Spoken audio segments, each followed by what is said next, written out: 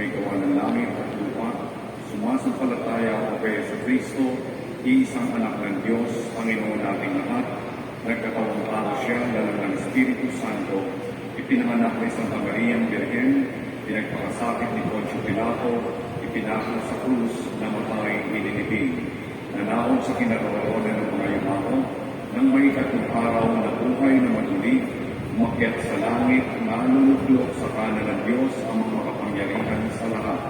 Doon magmumula ang alibito at uupong sa nakabubuhay at namamatay na tao. Sumasampalataya naman ako sa Diyos, Espiritu Santo, sa banal na simbahang Katolika, sa kasamahan ng mga banal, sa kapatawaran ng mga kasalanan, sa pagkabuhay na muli ng nakamatay na tao, at sa buhay na walang hanggan. Amen. Manalangin tayo sa Ama upang maging tapat at mahusay tayo sa paggamit ng mga pagkakataon at biyaya hanggang sa pagdating ng kanyang anak. Buong pagtitiwala tayong manalangin. Panginoon, dinggin mo kami. Panginoon, dinggin mo kami.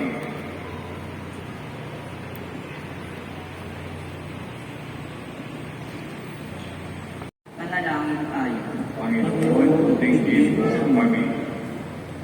Kilalanin nawa ang kalagahan ng mga kababaihan sa lipunan at simbahan. Mapuno nawa ang bawat tahanan ng kanilang kasipagan, pag-aaruga at hinahon ng kalooban. Manalangin tayo. Panginoon, dinggin mo kami.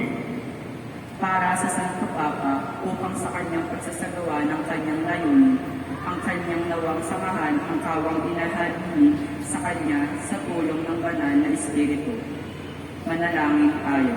Panginoon, dinggin mo kami. Para sa mapayapang paglutas ng kunggalian sa pagitan ng Israel at Palestina, para sa pagwawakas sa karahasan at pagdanap ng lugod sa gitnang silangan. Naway ang puot ay maging pag-ibig, ang kawalan ng pag-asa ay mapalitan ng pag-asa.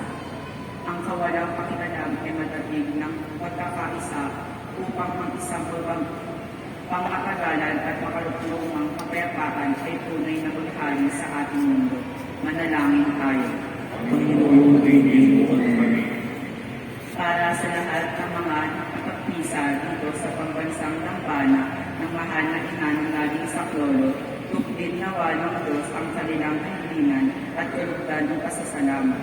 Manalangin tayo. Panginoon, dinggin mo kami.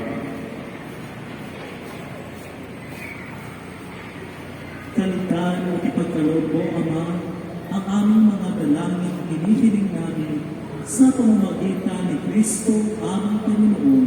Amen.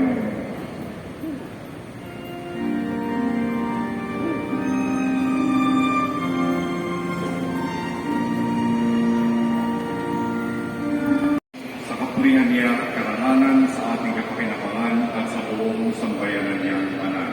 Ama naming lumikha, ipagkaloob mo ang iyong masintahing pagtingin sa aming mga alay, upang ang kagandahan loob mo ay aming makamtan, at ang bunga ng walang hanggang pag-iral ay aming mapakinabangan sa pamamagitan ni Jesucristo, kasama ng Espiritu Santo, magpasawalang hanggan.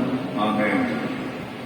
Sumainyo ang Panginoon, At sumayo rin, itaas sa Diyos ang inyong puso at diwa. itinaas na namin sa Panginoon. Pasalamatan natin ang Panginoong ating Diyos. Marapat na siya ay pasalamatan. Ama naming makapangyarihan, tunay ng marapat na ikaw ay aming pasalamatan. Ikaw ang lumikha sa kanal. Ikaw ang natakdang magkaroon ng gabi at araw, gayon din ang tag-init at tag-ulan. Ikaw ang mamulog sa tao bilang iyong kawanis na mapagkakatiwala ang mga siwa sa daigdig. Ikaw ngayon pinag-ilingkuran sa pagganap sa pananagutan ng iyong pinagtitiwalaan sa pamamagitan ng anak mong mahal. Kaya kaisa ng mga anghel na nagsisiawit ng papuri sa iyo nang walang humpay sa kalangitan, kami nagbubunyi sa iyong kadakilaan.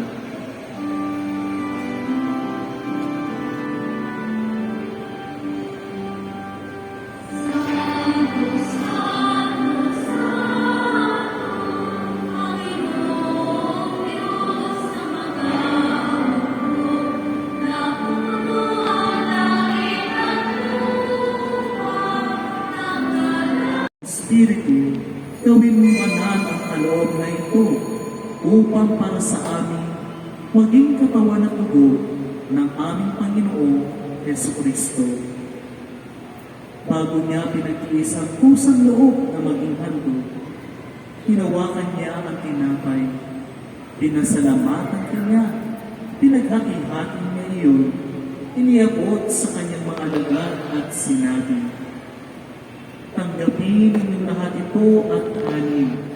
Ito ang aking katawan na ihahandog para sa inyo."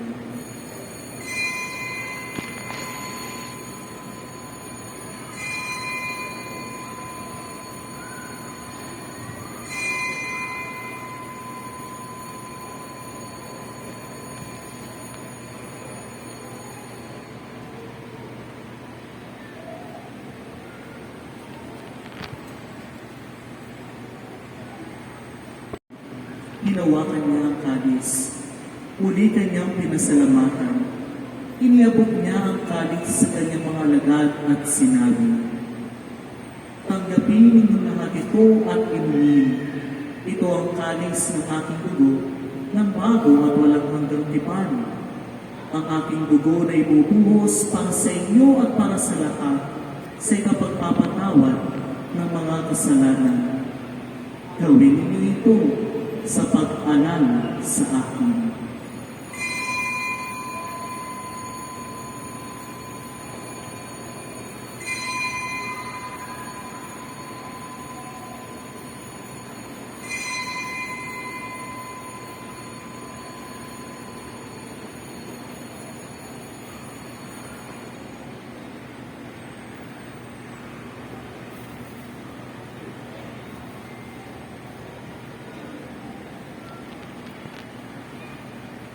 Mga kapatid, naway patuloy po tayong maging biyaya para sa iba sa pamamagitan ng pagpapalago ng biyaya ng buhay na pinagkaroon ng Diyos sa atin at patuloy natin itong pataluyin sa pamamagitan ng tapat at may kababaang loob na paglilingkod para sa iba.